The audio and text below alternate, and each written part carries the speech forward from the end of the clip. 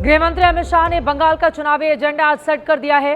दौरे के अपने दूसरे दिन गृहमंत्री ने बाकायदा प्रेस कॉन्फ्रेंस कर 6 मुद्दों पर ममता सरकार को घेरा है और आज जनहित की शुरुआत इसी बंगाल की स्टोरी के साथ। ये पूरी तरह से साफ है कि भारतीय जनता पार्टी अब इन्हीं 6 मुद्दों को उछालकर बंगाल का चुनाव लड़ने की तैयारी कर रही है। भय, भ्रष्टाचार, टोलबाजी, कुशासन, घुसपैठ, बांग्ला गौरव, रक्त रंजित राजनीति के लिए बंगाल कुख्यात रहा है।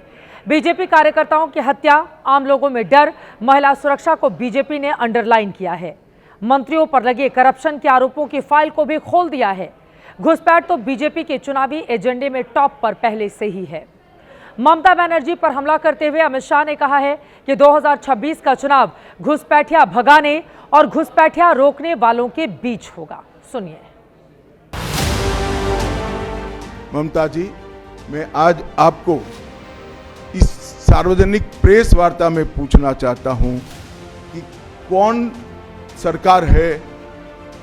सी सरकार है बांग्लादेश की पूरी सीमा पर जो वाड़बंदी करने के लिए, बॉर्डर पर फेंसिंग करने के लिए जमीन नहीं देती है।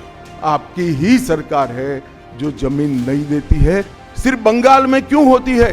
क्योंकि आपकी निगहबानी में घुसपैठ कराई जाती है और बंगाल को धीरे धीरे डेमोग्राफी चेंज कर आप आपकी वोट बैंक को पुख्ता करें। अगला चुनाव घुसपैठियों को निकालने के मुद्दे पर और घुसपैठ रोकने के मुद्दे पर लड़े जाने वाला है। इधर अमित शाह ने हमला किया तो उधर बांकुरा की रैली से ममता बनर्जी ने पलटवार किया और पहलगाम हमले का हवाला देते हुए गृहमंत्री पर विवादित टिप्पणी कर दी। ममता बनर्जी ने दुर्योधन, दुशासन जैसे शब्दों का इस्तेमाल करते हुए मर्यादा की लक्ष्मण रेखा लांघ दी। একজন দুঃশাসন এসছেন বাংলায়, ভোট আসলে দুর্যোধন আর দুঃশাসনরা আসেন। দুঃশাসন বাবু এসছেন, শকুনি মামার চেলা। আজকে বলছেন মমতা ব্যানার্জি জমি দেয়নি। মমতা ব্যানার্জি জমি না দিলে এই তারকেশ্বর বিষ্ণুপুর লাইন কে করে গেছে? মমতা ব্যানার্জি করে গেছে, আপনি নন। বাংলায় শুধু অনুপ্রবেশকারী, কাশ্মীরে নাকি নেই। তাই যদি সত্যি হয় বন্ধু, একটা কথার উত্তর চাই, পহেলগাঁও তাহলে কি আপনারা করলেন? দিল্লিতে কিছুদিন आगे जो घटना घटे गल,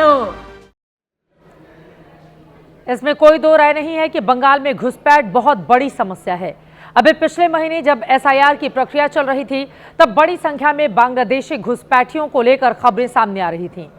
ये तस्वीरें उसी दौरान की हैं। पश्चिम बंगाल में उत्तर 24 परगना, दक्षिण 24 परगना, मुर्शिदाबाद, मालदा, नादिया, ये तमाम वो इलाके हम आपको दिखा रहे हैं जहां पर सरकारी रिपोर्ट के मुताबिक इन जिलों के रास्ते बांग्लादेशी घुसपैठ की घटनाएं होती हैं। इसी साल केंद्र सरकार ने जो जानकारी संसद में दी थी उसके मुताबिक बांग्लादेश से सटी हमारी सीमा 2216 किलोमीटर लंबी है, जिसमें 1653 किलोमीटर पर बाड़ बनाया जा चुका है। 112 किलोमीटर जमीन ऐसी है जहां बहुत जगहों पर नाले, नदियां और ऊंची नीची पहाड़ियों की वजह से फेंसिंग में दिक्कत आती है। शेष जो 450 किलोमीटर की सीमा सटती है वहां फेंसिंग के लिए केंद्र को जमीन चाहिए। केंद्र सरकार का कहना है कि कई रिमाइंडर और मीटिंग्स के बाद भी ममता सरकार ने जमीन नहीं दी है और अब इसी बात को बीजेपी बंगाल चुनाव में लेकर पहुंच चुकी है, जिस पर जुबानी जंग छिड़ गई है। पूरे बंगाल की जनता घुसपैठियों से त्रस्त है। इतने सारे सालों से आप सुन रहे हैं घुसपैठिया घुसपैठिया घुसपैठिया, तो कितने सारे घुसपैठिया हम पकड़े और कितने सारे घुसपैठियों को मैं भेजे बांग्लादेश, इसका तो ब्यौरा कम से कम दिया करें।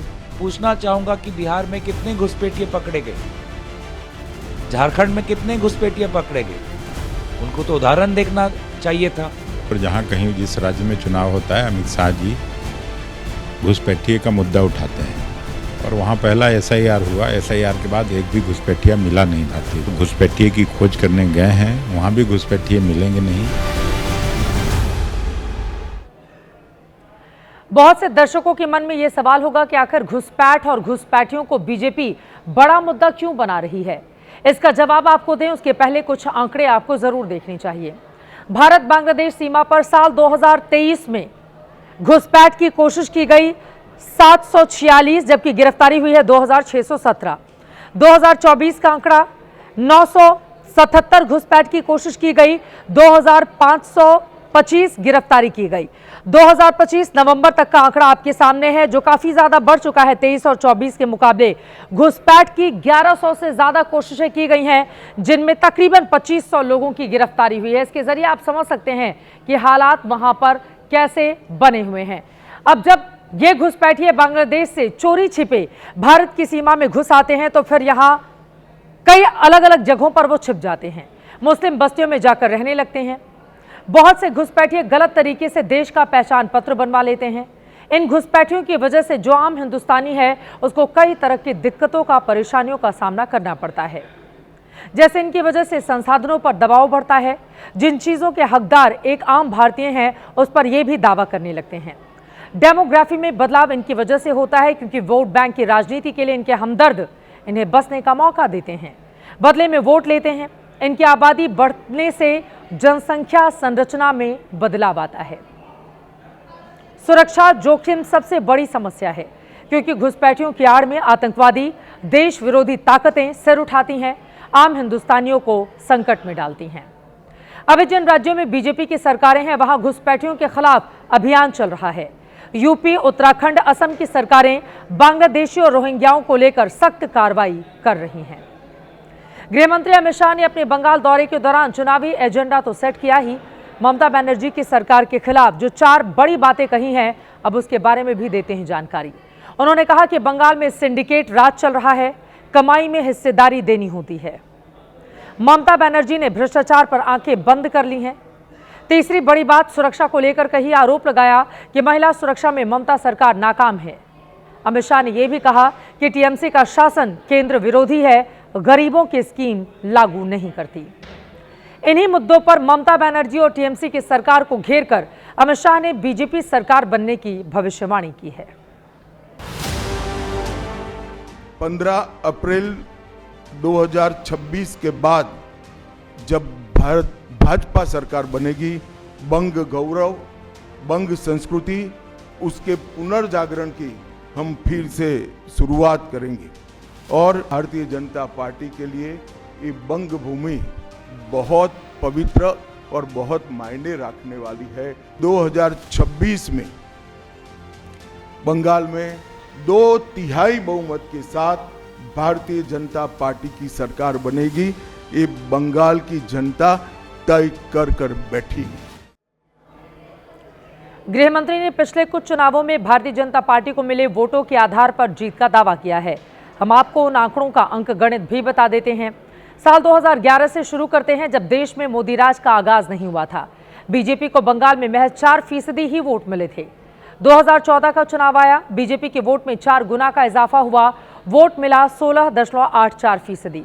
हालांकि 2016 के विधानसभा चुनाव में वोट घटकर 10.2% ही रह गया, लेकिन 2019 के चुनाव में फिर से 4 गुना की बढ़ोतरी हो गई और वोट जा पहुंचा 40.64%। 2021 के विधानसभा चुनाव में बीजेपी को 38.15% और अभी पिछले साल 2024 के चुनाव में 39.08% वोट मिले हैं। यानी बीजेपी का बेस वोट बीते 3 चुनावों में 40% के पास पहुंच चुका है।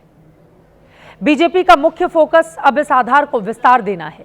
इसके लिए पार्टी कोलकाता और आसपास के ब्राह्मण और कायस्थ वोटरों को अपने पाले में करने की कोशिश कर रही है। कायस्थ जाति के नितिन नबीन को कार्यकारी अध्यक्ष बनाना और लखनऊ में श्यामा प्रसाद मुखर्जी की आदमकद प्रतिमा लगवाना इसी रणनीति का हिस्सा माना जा रहा है। चुनाव के हिसाब से विधानसभा में सीटों की संख्या का विश्लेषण करें तो 2011 में बीजेपी के पास विधानसभा में 1 सीट भी नहीं थी। 2016 में पार्टी ने सिर्फ 3 सीटें ही जीती, लेकिन 2021 में सीधे 3 से 77 पर छलांग लगा दी। पिछले साल जो लोकसभा चुनाव हुआ उसमें पार्टी को विधानसभा की 294 में से 90 सीटों पर बढ़त हासिल हुई। इन्हीं आंकड़ों के दम पर गृह मंत्री ने बंगाल जीत का पूरा ब्लूप्रिंट तैयार किया है। आज आरएसएस के साथ मिलकर जीत की रणनीति बनाई गई, कोर ग्रुप के साथ मंथन किया।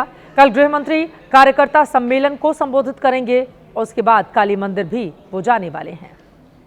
अब पश्चिम बंगाल की सियासत में भारतीय जनता पार्टी ये जो बड़े बड़े दावे कर रही है, उनके दावों का क्या दम दिखेगा? क्या बीजेपी पहली बार बंगाल में सत्ता में आने में कामयाब रह पाएगी? इस पर लगातार हमारी नजर बनी रहेगी।